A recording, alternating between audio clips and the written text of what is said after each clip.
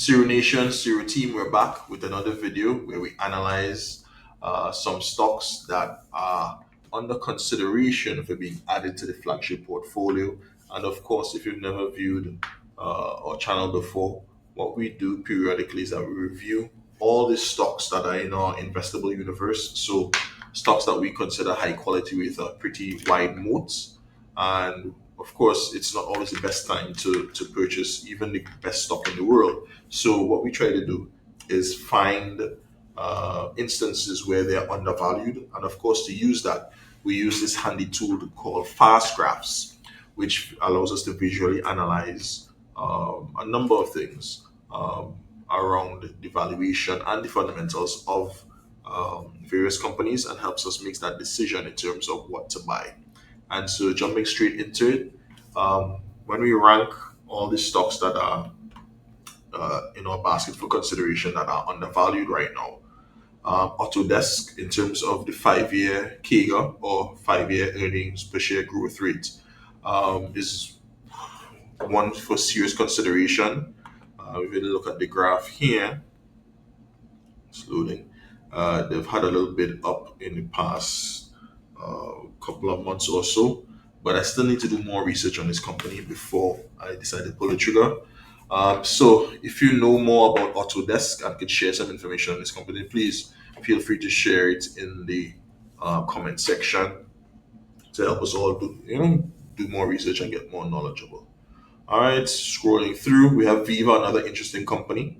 Viva and Salesforce. Now, if you don't know, Viva is a healthcare related SaaS company, which previously ran on the Salesforce CRM platform, yada, yada, yada.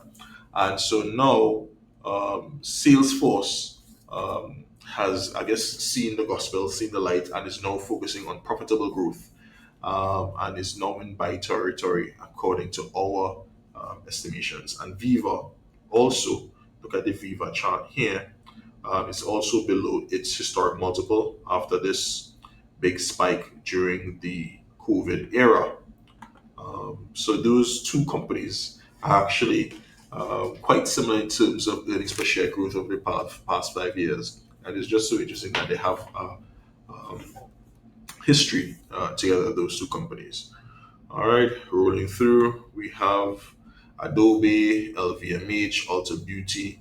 Of course, we've touched on them before. Visa is actually one of the companies that we've recently pulled the trigger on, recently added to the portfolio. Of course, there's the duopoly between Visa and MasterCard, at least outside China. And as you can see from the graph here, it's just below its historic multiple.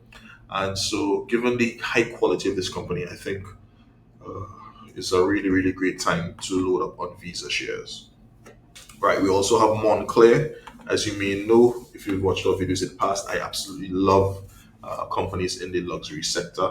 And Montclair is a fairly, I guess, this most recent iteration of Montclair um, is a fairly new entrant or re-entrant into the luxury market that has been doing quite well. I know that LVMH um, went into some sort of agreement with them, some sort of project, joint project. I can't recall the details right now, but that stamp of approval from LVMH is very enticing and exciting. And so we see that they're at the 21.49 um, multiple right now, which is way below its historic multiple. And so now might be a good time to buy a quality company like Montclair. All right, going down the line, we have Nike, of course, a historic company that we wrote about in the last issue of our magazine that I'm confident will bounce back in the next few years. They've changed CEO recently, but when exactly that turnaround will happen, I'm not exactly sure. So might consider playing it with um, options.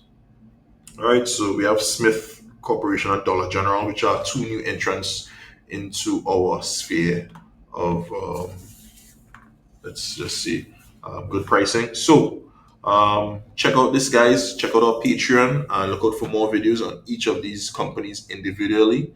And be sure to like and subscribe for more videos.